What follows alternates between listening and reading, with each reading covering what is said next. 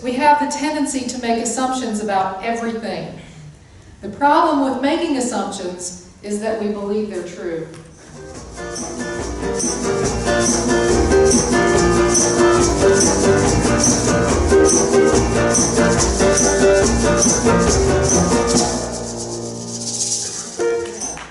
I love a challenge. Well, speaking of challenges, I've been talking the last 2 weeks, this is the third week, to talk about this book, The Four Agreements. Are you liking it, Tristan? Yeah. And it is a book about Toltec wisdom. Toltec wisdom. So it was Don Miguel Ruiz had a shaman for a father and a mother that was an Indian guru, and he got these traditions, he got this oral tradition handed down to him, and he wrote this book about called The Four Agreements. And the Four Agreements are simply this. Some of you have heard them the last few weeks. The first week, be impeccable with your word. The second week, don't take anything personally. Today, don't make assumptions. And the fourth agreement, always do your best. And what Don Miguel says is that if we follow these agreements, if we actually live these agreements, not just know about them, not just see the memes on Facebook, not just look at the cover of the book, but dive in there. If we go in there and live these agreements, it is the pathway to personal freedom. He says we can walk as if we are in heaven in the middle of thousands of people living in hell. We can do that. We can stay there. We can be there in our consciousness, but we have to live these agreements. It's not enough that they're just written down. So the first agreement was be impeccable with your word. Impeccable coming from the Latin peccatus, meaning sin, and in being without, to be without sin. And what it means really is to not use our word against ourselves, to not poison the world and ourselves by the use of our words, but to use our words in the direction of love and truth. That's what it's about. To be impeccable with our words, to never speak, to never let words fall out of our mouth to poison our own self. Because here's the truth. If we're saying those words to someone else, if we're angry or upset or frustrated or we find hatred or anything less than love coming out, not only are we poisoning that person if they decide to take it, but we're poisoning ourselves because our word is our creative energy. Our word is creative and it carries a vibration. And that vibration just didn't go out in that direction. It simmers right here as well. So to be impeccable with our word is to simply not spread poison at all into the world. Last week I talked about don't take anything personally. One of my favorites. It's one of my favorite, absolute. Because what it means is this. Nothing anybody else does or says is because of you. Nothing. Nothing anybody else says or does is because of you. It's because of the agreements that they have made about life and how life works. That's the truth. But we take things personally, and I think we take things personally because we've inflated our self-importance. We think everything everybody says must be about me. It must be. They must be talking exactly to me. Well, it's not true. It's just not true. We need to learn to trust our own self, is what it comes down to. We don't trust what anybody else says. We might listen to what they say, but we don't have to take that poison. We don't have to do that. Because nothing anybody says, even if it's very personal. And Miguel's example was, somebody calling you fat. It's like, well, you're so fat. It's like, well, why would you take that personally? Do you believe it? Do you have a doubt about yourself? Why would you take that? Either you're like, yeah, I know I'm fat, and you don't let it hurt you, and you need to change your eating habits, or you're like, well, it doesn't matter. I don't have to take that poison. You see what I'm saying? It's about that person and their view of life. It's not about you. That's the truth. Now, these agreements in this book is more than just all right, Paul's talking about the four agreements. This is what I'm really talking about, is how to live a spiritual life. It's nothing less than that. This is how we live spiritually. You hear what I'm saying? Because these agreements teach us how to live from the inside out. They teach us how to live from the inside out. They teach us that we don't find our strength and our possibility for our life and our anything out here. We don't find it in the world. We find it within ourselves. We find it within ourselves, and that makes these practices spiritual. All right? That's what it's about. Spiritual, you know, a lot of us, and maybe some of you, think about yourself as spiritual, not religious. Anybody fall in that category? Some of us think, ah, yes, I'm spiritual and not religious. You know, that's who I am. And we might even say, you know, my religion is kindness. My religion is love. My religion is grace. Right? Some of us know that. We see that on Facebook and see a post like, yeah, you know, that's what I'm about. Well, this is how you practice it, folks. You know, it's not enough just to say my religion is love, my religion is kindness. Well, you've got to practice it. And that's what these agreements are about. This is the roadmap for you to practice that if that's what you feel. There are practices that teach us to depend on, these are practices that teach us to depend on ourselves, to trust from the inside, to teach us that there is a source greater than us. I really believe that. That it's not just about we're going around the world practicing these practices, but that we can rely on a source in us that's greater than. Like I said in the meditation, you know, there's a source in us greater than that. And when we learn how to practice these agreements, we won't have to tell anybody that love is our religion. Because they'll know by how we are, how we treat each other, what we say to each other. We won't need the t-shirt. All right? People will know that by how we treat them. Every person, even those we disagree with. That's what it's about. Yeah. That's a challenge, isn't it? Yeah. And that's what we're here to do. We're here to not look for love, but to be love. There's a difference in that. And that's what these teachings help us to do. These practices help us to do that. All right? So this week, I want to talk about the third agreement, which is don't make assumptions.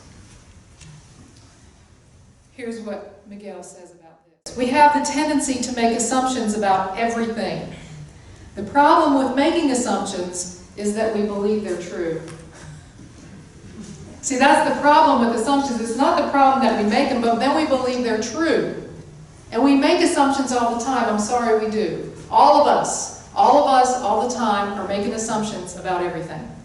You're thinking, well, no, I don't know. Well, it's something as simply, if you get in a car on the road, you're making an assumption about what other drivers are going to do. You're making an assumption that they're going to stay in their lane, they're going to stop at a stop sign, they're going to stop. I mean, we live our lives making assumptions about everything. About everything. We fill in the blanks when we don't have enough information. And we may just have a tiny, tiny bit of information, and then we want to fill in all around it. We want to make it a story. And we want to make it a really good story. We want to make it juicy stories. And that's what we do. And then we believe it. We make up the story and then we believe it. So let me give you some examples about that.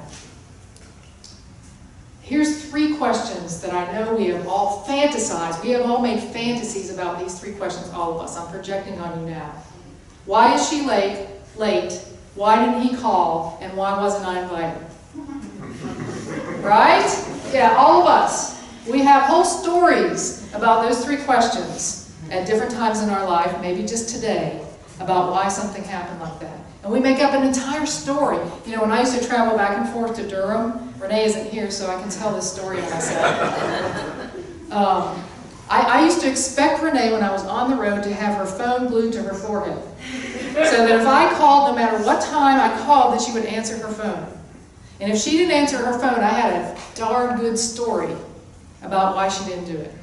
She didn't love me, she didn't care if I was in a crash, you know, that kind of thing. All right, we make up these stories all the time. All the time. Why is she late? Why didn't he call? Why wasn't I invited?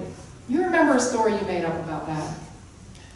All we have to do is and here's the thing about Facebook and Instagram too. Social media is so in front of us. And we think that everybody who are our friends on social media, we know. We know everything about their life. We know how well their vacation went. We know how good their relationships are. We know how their kids are doing. We know it all. We think we know everything about that person from their Facebook. We do not. We do not. It's not the truth. It is not the truth. We fill in the blanks. We make up stories about it. That's what happens. You know what? We ride around in our car, maybe it's out in the country, maybe it's through neighborhoods in Wilmington.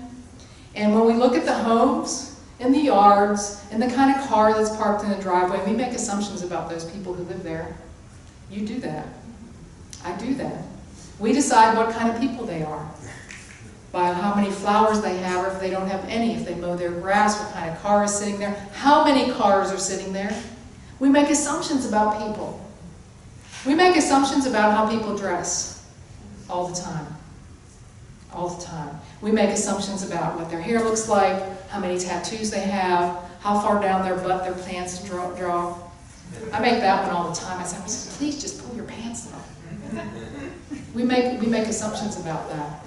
We make assumptions about people we love the most. You know the assumptions we make? We assume they know what we want and need. We assume that they know that we love them. And we assume that they know how to read our mind. Those people who love us. That's the truth. We fill in the blanks all the time about it. Any of you watched the presidential, the Democratic presidential debate? Yeah, somebody, maybe I did. There were 10 people on that stage. There were 120 minutes. There were commercials. There were the time that people got to answer questions. And I think the person who talked the most was less than 8 minutes. And how many people decided how well it went? A lot! They hardly talked at all. We hardly know what they stand for. But we're filling in the blanks, aren't we? Some of us are. Some of us are writing this one off or saying this one. Oh my gosh! And then the next day we're reading headlines in the newspaper. And we're reading the headlines in the first paragraph and we're deciding that's enough when we make a judgment about that. We make assumptions to fill in the gap. We do it by just reading that little bit. It's crazy what we do. You and I do it. We make assumptions all the time. This agreement is about not making those assumptions.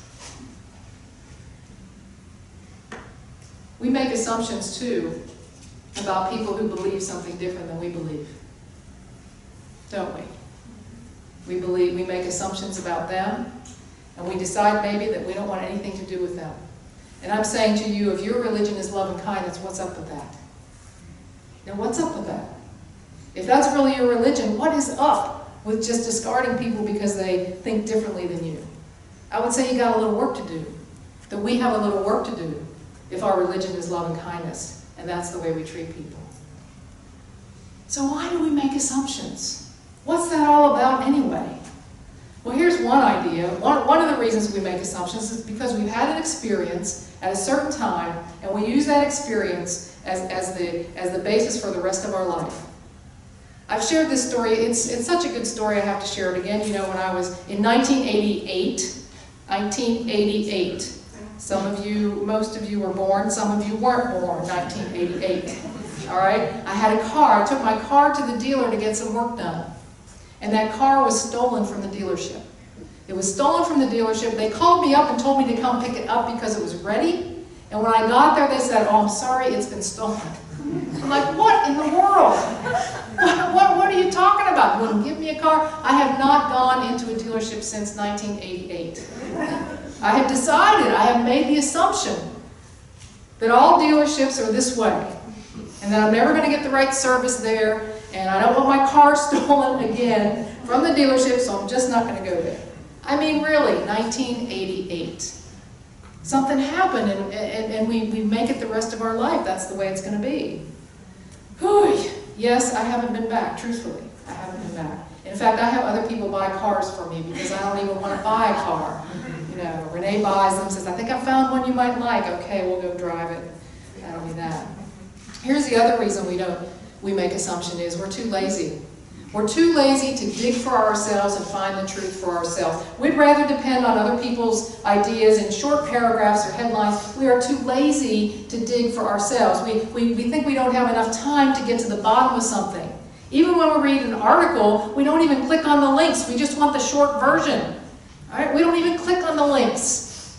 We want and we just want to read one from the newspaper or the article that mostly supports our own opinion, by the way. We don't want to read the other side. You know, what happened? You know, there's more intricacies and subtleties in what's going on today. If everything was simple, we would have solved so many problems we've had. We're too lazy. And we depend on other people to give us our opinions. Wow, that's why we make assumptions. Here's another one. We like living in the world in our head. It's much simpler there. We have total control over everything. We have total control over the world we built in our head. We don't have to go anywhere, do anything. We simply reside there. And we make all the assumptions we want, and it's very comfortable. We do that. Janice is laughing because you know it's true, right? It's true. That world is nice. We have it under control.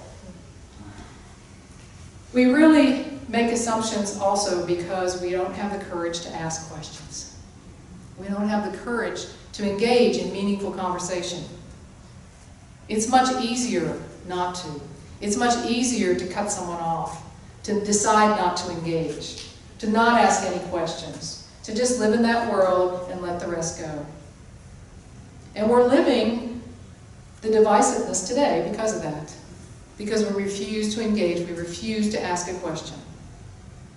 Well, if we want to live this agreement of not making any assumptions, we exactly need to do that. We need to be able to ask questions. If you don't know something, ask. If it seems too simple, dig a little deeper. You know, we need to get off the thumb drive and into this drive right here of communicating with each other. And then we need to ask this, you know, when we communicate with each other, it's not just haphazardly. Here's how we can communicate with each other meaningfully. When we decide to communicate, we can ask ourselves, is it true?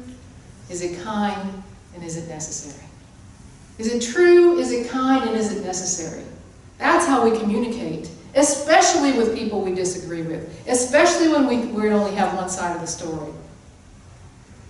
You know, the way that we come to not assume is to get to know people, to recognize that we have commonalities, that we are all connected, all of us, not just some of us who believe a certain way.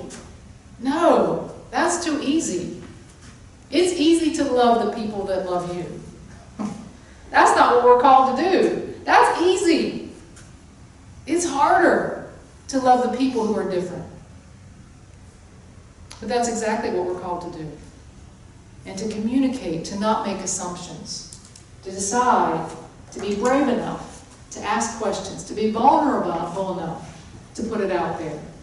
You know, if you want to live love as your religion, and you're serious about that, if you really want to be spiritual and not religious, and you really want to live from a spiritual nature and a foundation in yourself, then be impeccable with your word. Don't take anything personally. And don't make assumptions. That's the pathway to freedom so far. So let's take those ideas into meditation this afternoon. Get comfortable in your seat. To take a deep breath. And maybe to do some self-reflection just in this moment. Of how often do you make assumptions? How often do I look and judge? Do I fill in the blanks when I have precious little information? That I make up a story? That I choose to live in the comfort of the story inside my mind, rather than to be brave enough to ask a question and to communicate by asking myself these before I open my mouth. Is it true? Is it kind? Is it necessary? Breathing in and breathing out.